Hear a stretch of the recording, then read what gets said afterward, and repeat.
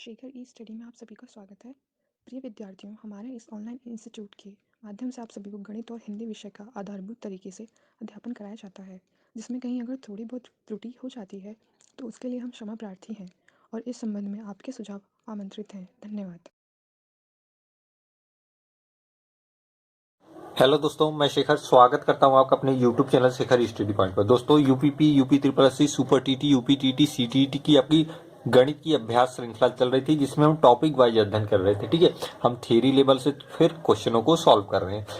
ठीक वैसे ही आपको बताया जा रहा है जैसे आपको ऑफलाइन की कक्षाओं में बताया जाता है। ठीक, हमारा चल रहा था अंक की क्षमता, जिसमें हम 4 पार्ट देख चुके थे। उसी क्रम में आज 5वां पार्ट होगा। तो हम क्रम वाइज आगे बढ़ रहे हैं, एक एक टॉपिक को कवर कर रहे हैं। अगर आपने नहीं देखा है पीछे तो आप अवश्य देख लीजिएगा, क्योंकि आप शुरू से देखेंगे तो आपको एक क्या होगा कि आपके बेस क्लियर होता चलेगा, तो आप अच्छे तरीके से समझ पाएंगे। जिन्होंने गणित नहीं पढ़ी है उनको लिए भी बेहतर है, जिन्होंने पढ़ी है उनका और अभ्यास हो जाएगा। ठीक है, तो आप पीछे के पार्ट अवश्य देखिएगा। तो आइए शुरुआत करते हैं अंक की क्षमता का अगला पार्ट। देखिएगा, हमारा अगला टॉपिक होगा इकाई का अंक ज्ञात करना। ठीक है, हम इकाई के अंक को ज्ञात करना सीखेंगे कि हम इकाई का अंक कैसे ज्ञात करते हैं। देखिएगा, जैसे अभी तक आपने संख्याओं के विषय में जाना, हमने संख्याओं के विषय में जाना, सम विषम संख्या, सारी संख्याएं पढ़ ली। ठीक है, जो आपकी परीक्षा की दृष्टि से महत्वपूर्ण थी। अब हम अगले टॉपिक बढ़ रहे हैं इकाई के अंक की तरफ। तो इसके पहले के पार्ट आप अवश्य देख लीजिएगा। अगर आप पहले के पार्ट देखेंगे तभी आपको आगे के सारे समझ में आएंगे। ठीक, अब देखिए ये नया टॉपिक है, यहाँ से समझिए। जैसे इकाई का अंक, मैंने कोई थियरी इसमें नहीं लिखनी। ठीक है, आपको क्वेश्चन के माध्यम से समझा देंगे। जैसे आपको कोई एक क्वेश्चन दे 4896, ठीक है, इसमें मैं पूछूं में इकाई का अंक, इकाई का अंक, अगर आप इसमें पूछो कि इकाई का अंक क्या होगा तो आप कैसे जवाब देंगे। देखिए 4896 मैंने आपको बताया था ये होता है इकाई, ठीक, ये होता है दहाई, इसी तरीके से आगे बढ़ते जाएंगे। ये है सैकड़ा, फिर ये है हजार। ठीक है, मान लीजिए 1000 तक की संख्या है 4896, इससे बड़ी भी संख्या हो सकती है, आप आसानी से कर पाएंगे। ठीक है, तो इकाई दहाई सैकड़ा हजार इतना तो आप जानेंगे। मैं इकाई का अंक पूछ रहा था, इकाई का अंक कौन सा है? यही है इकाई का अंक, क्या है? 6। ठीक है, इकाई का अंक क्या है? 6 है। तो ये आपको इकाई के अंक से मैंने परिचय करा दिया कि इकाई का अंक क्या होता है। जैसे मैं संख्या लिख दूं 2789 में इकाई का अंक, तो कहेंगे सर इकाई का अंक ये होता है, क्योंकि मैंने लिखा ना इकाई का अंक ये होता है। उसके बाद दहाई, फिर सैकड़ा, हजार, 10,000, लाख, ऐसे से आगे बढ़ती चली जाती है। ठीक, तो इतना आप जानते रहेंगे इकाई का अंक क्या होता है। तो देखिए यहाँ पे प्रश्न कैसे बनता है। जैसे आपसे कह देगा कि 87 गुणे 8 में इकाई का अंक, इकाई का अंक। ठीक है, अगर मान लीजिए ऐसे पूछ दे कि इसमें इकाई का अंक क्या होगा, तो आप क्या करेंगे? 8 गुणे 7 क्या करेंगे? सीधे सीधे एक अंक लिखेंगे। ठीक है, ऐसा नहीं कि अब इसका पूरा गुणा करके यहाँ भी लिखे, पूरा इसको लिखने की जरूरत नहीं। आपको केवल और केवल इकाई के अंक से मतलब होगा। तो 8 गुणे 7 क्या होता है? 56। 56 का 6 ही यहाँ आएगा, यही आपका इकाई का अंक होगा। आगे लिखने की जरूरत नहीं। ऐसा नहीं कि 856 से 64 5 69 करके यहाँ पे लिखे, तो इससे कोई मतलब नहीं होता। आपको केवल इकाई के अंक से मतलब है, तो सीधे सीधे 8 गुणे 7 करिए, 56 आया तो 6 लीजिए, क्योंकि 6 ही इकाई का अंक है, 5 से कोई मतलब नहीं। ठीक है, इस तरीके से करते हैं। इकाई का अंक क्या होता है? संख्या का ये पहला अंक। ठीक है, यहीं से इकाई दहाई सैकड़ा शुरू होती है। तो उम्मीद करता हूँ इकाई का अंक आपको समझ में आ गया होगा। ठीक है, ऐसे कोई भी संख्या हो, आपको अगर कोई सा भी क्वेश्चन दे दे, जैसे 96 गुणे, आपसे पूछ दे कि यहाँ 82। ठीक है, अब आपसे पूछ दे कि इसमें इकाई का अंक क्या होगा, तो आप 6 2 12, इकाई का अंक 2 ही आएगा, क्योंककि अब गुणा करेंगे तो सबसे पहला अंक 2 ही आएगा, ये चेंज नहीं होगा। तो यही इकाई का अंक होता है। ठीक है, आगे मैं प्रश्नों को बताऊंगा तो आपको और स्पष्ट समझ में आ जाएगा, लेकिन आप इतना तो जान गए कि इकाई का अंक होता क्या है। ठीक है, पहला वाला अंक यही इकाई होती है। ठीक, और आगे की संख्याओं से कोई मतलब नहीं होता, इस चीज को ध्यान रखिएगा। केवल और केवल आपको इकाई के अंक की ही बात करनी है। ठीक, उसके आगे से आपको कोई मतलब नहीं है। चाहे इसे, या ऐसा नहीं कि इस पूरे का गुणा करके आप लिखें फिर उसमें से इकाई का अंक को आंसर दें, ऐसा नहीं। आप इसी को गुणा कर लीजिए, 6 2 में 12, बस वही 2 ही तो इकाई का अंक है। उसके बाद की संख्या से आपसे क्या मतलब। ठीक है, अब देखिए घाती रूप में, घाती रूप की संख्याओं में इकाई का अंक ज्ञात करना। ये इकाई का अंक ज्ञात करना सिंपल संख्याएं थी, लेकिन अब घाती रूप में, घाती रूप में मतलब अगर आपसे ऐसे दे दे कि 7 की पावर 107 में इकाई का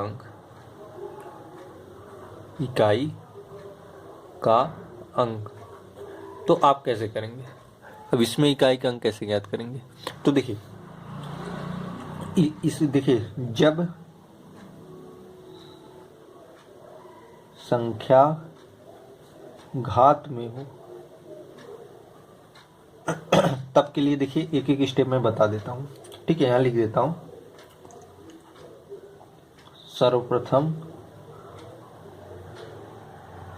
घात में 4 से भाग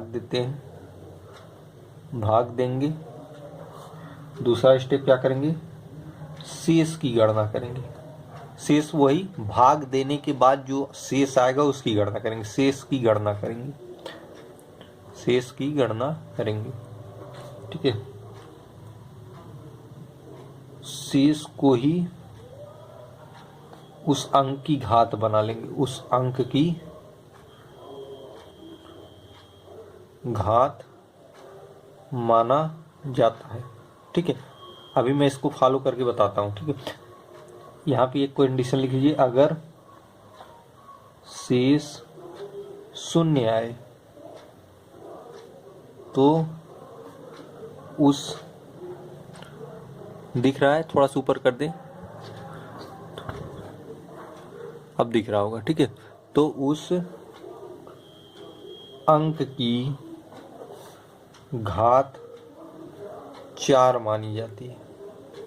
ठीक है, 4 मानी जाती है। तो इस चीज को आप अपनी कॉपी में लिख लीजिएगा। जब इस तरीके के प्रश्न आए, मतलब ऐसे घात के रूप में 7 की पावर 107 है, तो देखिए जब संख्या घात में हो तो सर्वप्रथम घात में 4 से भाग देते हैं। किससे? 4 से भाग देते हैं। शेष की गणना करेंगे, मतलब 4 से भाग देने पर जो शेष बचेगा उसकी गणना करेंगे। शेष को ही उस अंक की घात माना जाता है, मतलब जो अंक दिया है उसकी घात वो शेष ही होगा जो शेष बचा है। अगर शेष 0 आए तो उस अंक की घात 4 मानी जाती है। इस चीज को आप जानते रहिएगा। जैसे यहाँ पे देखिए एक प्रश्न देखिए, 7 की पावर 107। ठीक, अब इसमें कैसे में इकाई का अंक ज्ञात करना, तो 7 की पावर 107 में मैंने क्या कहा, सर्वप्रथम घात में 4 से भाग देंगे। घात क्या आई है, मतलब इसमें आप 4 से भाग देंगे। 4 2 में 8, 2 10, 4 6 में 24, 4 7 में 28, ज्यादा हो जाएगा। 4 6 में 24 जाएगा तो 3 शेष बच जाएगा। भाई 107 में 4 से भाग दीजिए, हालांकि ये आपको एक कॉमन सी बात है, इतना ताना चाहिए। 4 2 में 8, ठीक है, 2 बचा, ये 7 उतरा, 4 6 में 24, कितना शेष आएगा? 3। यही 3 इस 7 की घात हो जाएगा। किसकी? इस 7 की घात। मैंने कहा ना शेष की गणना करेंगे, मतलब हमको इस शेष से मतलब है।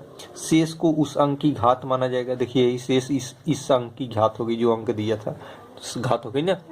अब 7 गुणे 3 मतलब 7 गुणे 7 गुणे 7, 7 3 में 21, 21 में 7 का गुणा करेंगे तो इकाई का अंक देखिए, इसका मतलब होता है 7 गुणे 7 गुणे 7, 7 7 में क्या होता है? 49, फिर गुणे 7, तो इसका गुणा करें, इस 4 से नहीं, मतलब 7 9 में 63, मतलब 3 को आप लिखिए, यही आपका इकाई का अंक होगा। ठीक है, यही आपका इकाई का अंक, मतलब 7 की पावर 107 में इकाई का अंक क्या होगा? 3 होगा। ये आपका आंसर होगा। ठीक, कैसे किया मैंने?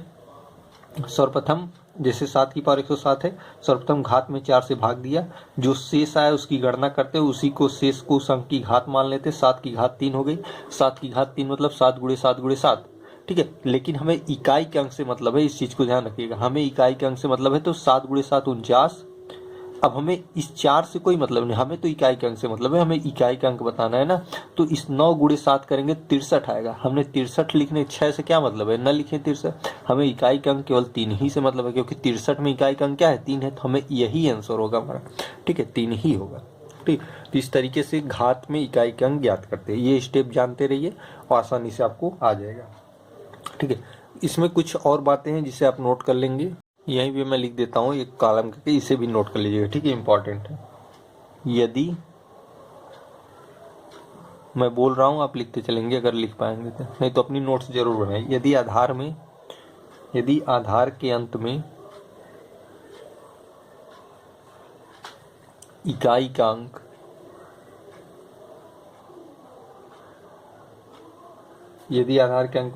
अंक दिख रहा है, हाँ, 0 हो, 1 हो, 5 हो, 6 आए, तो किसी भी घात के लिए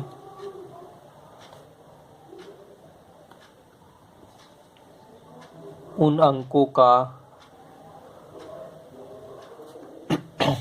इकाई अंक वही अंक होगा। इसका मतलब भी हम बताते हैं, वही अंक होगा।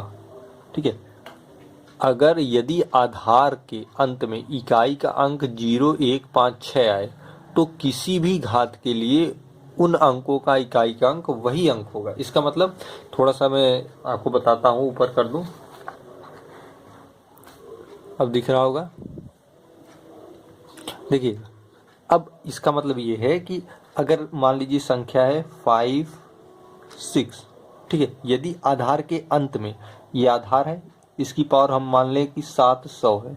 ठीक है, 56 की पावर 700। ठीक है, 56 की पावर 700। अब देखिए, यदि आधार के अंत में इकाई का अंक 0, 1, 5, 6 मतलब कोई भी है, देखिए क्या आया है, 6। ये आधार होता है, ये घात होती है, ये आधार होता है, ये घात होती है। तो आधार के में देखिए या तो 0 या 1 या 5 या 6, तो क्या आया, 6 है। तो किसी भी घात के लिए, मतलब यहाँ कोई भी घात हो, उसके लिए उन अंकों का, मतलब इस अंक का इकाई का अंक जब आपसे पूछेगा, जैसे 56 की पावर 700 में इकाई का अंक क्या है, तो देखिए, तो यहाँ पढ़िए, तो किसी भी घात के लिए, मतलब घात कोई भी हो, उन अंकों का इकाई का अंक वही अंक होगा। मतलब इसका इकाई का अंक 6 ही होगा, चाहे जितनी घात हो। आपको कुछ नहीं करना है, न 4 से भाग देना है, न कुछ करना है। ठीक है, डायरेक्ट आप लिखेंगे यही अंक को, आप आंसर लिख देंगे, या तो 6 हो, या 5 हो, या 1 हो, या 0। ठीक है, इस चीज को आप जानते रहिए। ठीक है, अब यही देखिए, यहाँ पे मैं एक उदाहरण बता देता हूँ। जैसे आपको सामने हो जाए 91 की पावर 999 में इकाई का अंक आपसे पूछेगा, तो यही एक ही इकाई का अंक हो जाएगा। ठीक है, एक ही इकाई का अंक हो जाएगा। मैंने कहा ना, यदि आधार के अंत में इकाई का अंक 0, 1, 5, 6 में से कोई भी संख्या है, जैसे यहाँ 6 थी तो 6, 1 आया तो 1, तो किसी भी घात के लिए, मतलब यहाँ कोई भी घात हो, ये मायने नहीं रखता, उन अंकों का इकाई का अंक वही होगा। मतलब इसका इकाई का अंक यही होगा। मतलब 91 का इकाई अंक क्या होगा, एक ही होगा, चाहे उसकी पावर कुछ भी हो। ठीक है, तो इस चीज को आप जानते रहिए। आइए कुछ प्रश्नों को देख लेते हैं। आपके सामने एक प्रश्न बन क्या है कि 7 को 107 बार गुणा किया जाता है तो गुणनफल में इकाई के स्थान पर आने वाला अंक होगा। 7 को 107 बार गुणा, मतलब 7 को 107 बार गुणा करें तो गुणनफल में इकाई के स्थान पर आने वाला अंक, जैसे हम कहें कि 6 को 3 बार गुणा करना है, तो 6 गुणे 6 गुणे 6 गुणे 6, 6 को 3 बार गुणा करना है, इसको हम लिख सकते हैं 6 की पावर 3। ठीक है, तो 7 को 107 बार अगर गुणा करना है तो हम लिख सकते हैं क्या, 7 की पावर 107। ठीक है, अभी अभी मैंने इसको सॉल्व भी किया। मैं गुणनफल में इकाई के स्थान पर आने वाला अंक क्या होगा, अब वही करना है। 107 में क्या करें, 4 से भाग दे दें। 107 में 4 से भाग देंगे, आधार का अंक वही रहेगा, 107 है, इसमें 4 से भाग लगा दें। 4 2 में 8, शेष की गणना करेंगे, शेष की ही गणना करेंगे। 4 2 में 8, 9 10, 4 6 में 24, 25 26 27, मतलब 7 की पावर 3। अब 7 की पावर 3 मतलब होता है 7 गुणे 7 गुणे 7, 7 7 में होता है 49।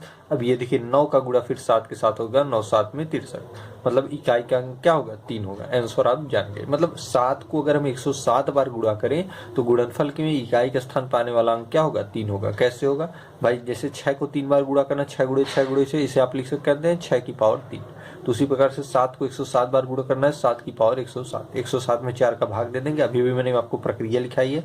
जो शेष आएगा, हमेशा शेष की गणना करते हैं, वही शेष हमने देखिए 3 शेष आएगा, 3 को लिख दिया। 7 की पावर 3 होता है 7 गुणे 7 गुणे 7।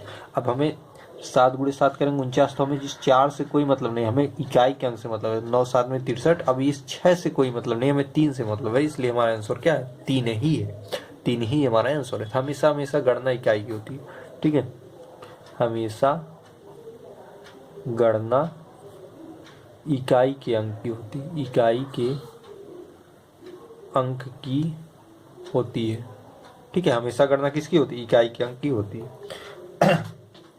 उसी प्रकार देखिए, यदि एक 962 को 307 से गुणा करें, 962 को 307 से गुणा करें और फिर प्राप्त गुणनफल को, मतलब जो गुणनफल आए, ठीक है, प्राप्त गुणनफल को, मान लीजिए यहाँ कुछ गुणनफल आया, तो 103 से गुणा करें। किससे? 103 से गुणा करें तो अंतिम गुणनफल मतलब अब जो आएगा इसमें इकाई का अंक क्या होगा। आपसे पूछ रहा है कि इसमें इकाई का अंक क्या होगा। थोड़ा सा ऊपर कर दूं, हाँ समझ में आया। यदि 962 को 360 से गुणा किया, हमने 962 को 360 से गुणा किए और फिर जो प्राप्त गुणनफल है, मतलब यहाँ पे जो गुणनफल आया है को 103 से गुणा करें, मतलब इस पूरे गुणनफल को हमने 103 से गुणा करें तो अंतिम गुणनफल मतलब यहाँ पे जो अंतिम गुणनफल आएगा उसमें इकाई का अंक क्या होगा। मैंने कहा हमेशा हमेशा इकाई के अंक को देखेंगे, हमें इससे नहीं मतलब कि इकाई का अंक बात क्या है, हमें केवल और केवल इन दोनों अंक से मतलब है। 7 2 में 14, इसमें इकाई का अंक क्या आ गया? 4 हो गया। 14 में केवल और केवल 4 से मतलब है, ठीक है 4। अब ये जो गुणनफल आया ये इसमें ये जो गुणनफल आया इसमें इकाई का अंक क्या है? 4 है। अब 4 की गुणा हम 3 से करेंगे, ना कि हमें 10 से कोई मतलब, हमें इकाई का अंक से मतलब 4 3 में 12। ये जो 12 आएगा उसमें 2 जो आएगा यही इकाई का अंक हो जाएगा, आंसर हो जाएगा। ठीक है, समझ में आया। देखिए हम ऐसा नहीं करेंगे 962 गुणे 307 करके पूरा लिखेंगे तब इकाई का अंक आएगा 4 ही, हम क्यों ना 7 2 में 14, इकाई का अंक हमें 4 मिल गया। मतलब यहाँ पे जो गुणनफल आएगा उसका इकाई का अंक 4 होगा। अब इस आगे की संख्या समझ, हमें तो इकाई का अंक ज्ञात करना है, तो 4 गुणे 3 करेंगे 12, यहाँ पे जो संख्या आएगी 12 करके तो उसका इकाई का अंक क्या होगा? 2 होगा। तो हमसे पूछा है कि गुणनफल में इकाई का अंक क्या होगा, तो इसी 2 ही से तो हमें मतलब है, आगे क्या आएगा उससे नहीं मतलब, हमें गुणा करने की आवश्यकता है। तो 2 आपका क्या है? आंसर है। ठीक है, आंसर क्या है? 2। तो उम्मीद करता हूँ समझ में आ गया होगा। अगला देखिए 3 की पावर 36 गुणे 3 की पावर 42 में के गुणनफल में इकाई का अंक क्या होगा। 3 की पावर 36 गुणे 3 की पावर 42 में के गुणनफल में इकाई का अंक क्या होगा। अब आपको इकाई का अंक ज्ञात करना है, कैसे ज्ञात करेंगे देखिएगा, मैं बता रहा हूँ एक एक स्टेप समझिए। 3 की पावर 36 गुणे 3 की पावर 42। ठीक, आप जानते हैं जब आधार समान हो, गुणनफल हो तो घात जुड़ जाती है, 26 धन 42, ये रूल होता है। तो हो जाएगा 3 की पावर 6 2 8 4 3 7 78। अब देखिए आपको पुराना वाला क्वेश्चन बन गया, ये जैसे ये है सेम वही है। हम क्या करेंगे, घात में 4 से भाग देंगे, शेष क्या बचेगा? 4 1 में 4 3 7, 4 9 में 36, शेष बचा 2, वही 2 इसकी घात हो जाएगा। 2 को हम जब इस 3 की पावर 2 को लिखेंगे तो 9 आएगा, 9 ही इकाई का अंक हो जाएगा। 9 क्या है? इकाई का अंक हो जाएगा।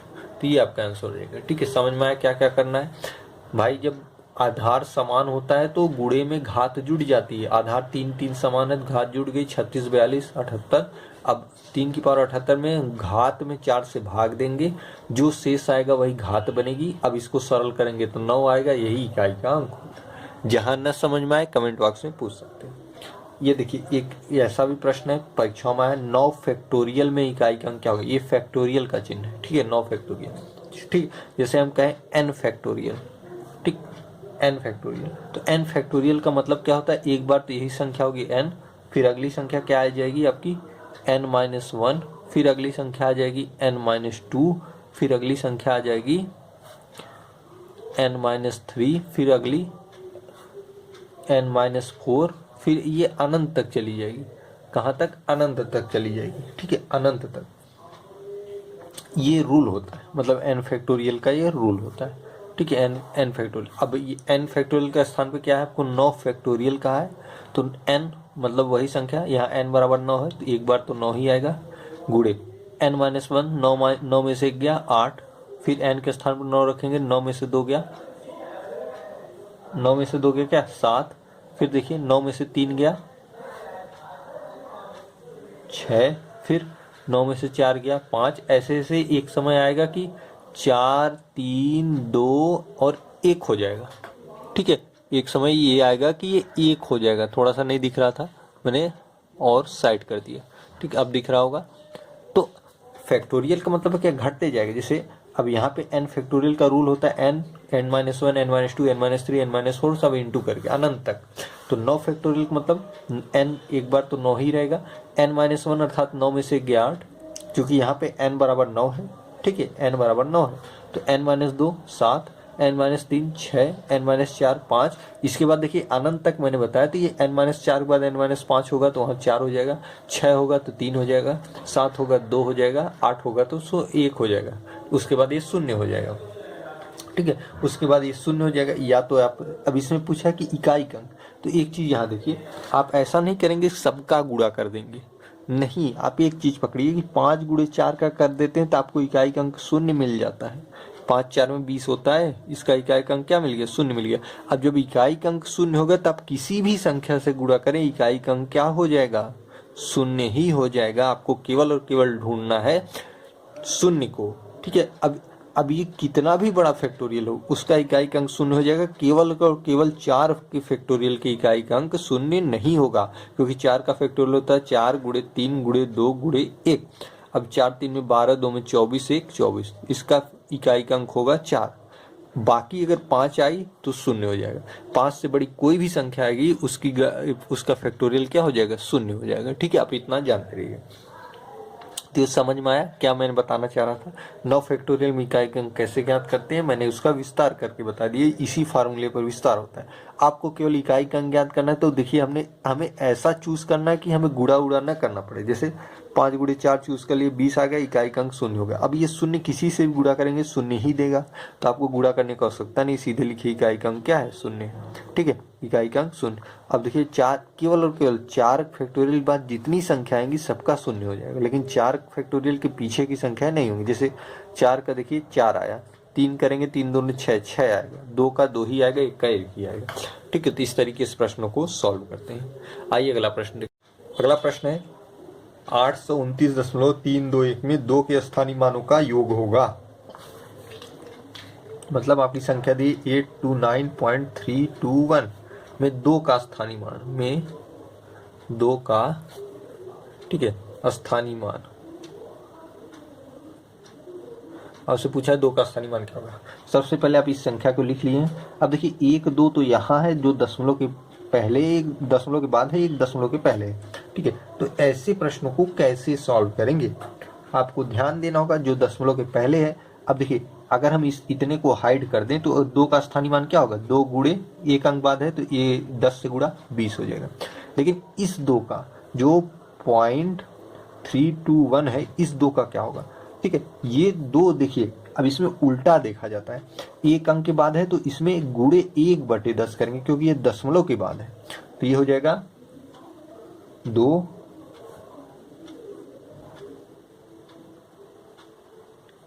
देखिएगा 1 मिनट, यहाँ पे कुछ मिस्टेक हो रहा है।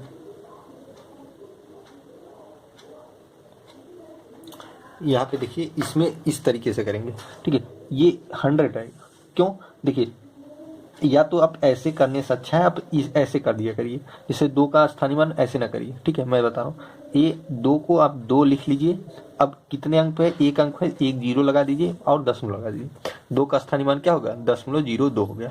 दशमलव के बाद क्या, दशमलव के पहले तो मैंने बता रखा है, जैसे मैंने कहा ना 829 में 2 का स्थानीय मान 20, लेकिन दशमलव के बाद ये जो संख्या है इसमें 2 का स्थानीय मान 0.02 हो गया, ठीक है। योग पूछा है, इनका योग क्या होगा। जैसे अगर एक चीज और यहाँ पे समझ जाइए, थोड़ा और स्पष्ट हो जाए। जैसे अगर ये संख्या है 0.321, मैंने केवल और केवल इतने को ले लिया। अब इसमें मैं पूछूं कि सबका स्थानीय मान बताइए, तो 1 का स्थानीय मान क्या होगा, इस 1 का स्थानीय मान, तो ये रिवर्स जाएगा, कितने अंकों बाद है, 1 2 अंकों के बाद है। तो आप इसमें देखिए 0.001 से गुणा कर देंगे, ठीक है। तो ये हो जाएगा 0.001। या तो आप क्या करेंगे, या तो ऐसे गुणा करके लिखिए, या तो आप क्या करेंगे, इसी चीज को ऐसे लिख सकते हैं, 1 कितने अंकों बाद है, 2 अंकों बाद है, तो 2 0 यहाँ बढ़ा दीजिए, दशमलव लगा दीजिए, ठीक है। वही चीज आएगा, ये इजी पड़ेगा आपको, ठीक है। 2 का अगर हम पूछें तो वही चीज करिए, 2 गुणे कितने अंक बाद है, 1 अंक बाद है, तो आप करेंगे 0.01। या तो आप ऐसे करिए, आएगा आपका 0.02। या आप कैसे करिए, 2 लिख दीजिए सर्वप्रथम, कितने अंकों बाद है, 1 अंक बाद है, तो 1 0 लगा दीजिए, उसके बाद दशमलव लगा दीजिए, देखिए वही आ गया, ठीक है। इस तरीके से करेंगे। उसी तरीके से आप 3 का पूछेगा तो वही करेंगे, 3 लिख देंगे, कितने अंक बाद है, कोई अंक बाद नहीं, तुरंत 0 है, तो तुरंत दशमलव लगा के 0 लगे, ये 3 का स्थानीय मान हो गया।